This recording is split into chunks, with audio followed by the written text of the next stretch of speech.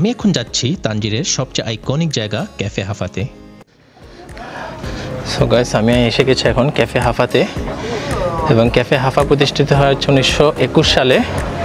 আপনারা এখান থেকে জিব্রাল্টার প্রণালী এবং স্পেনের উপকূল পরিষ্কারভাবে দেখতে পারবেন। সো এটা হচ্ছে হাফার গেট।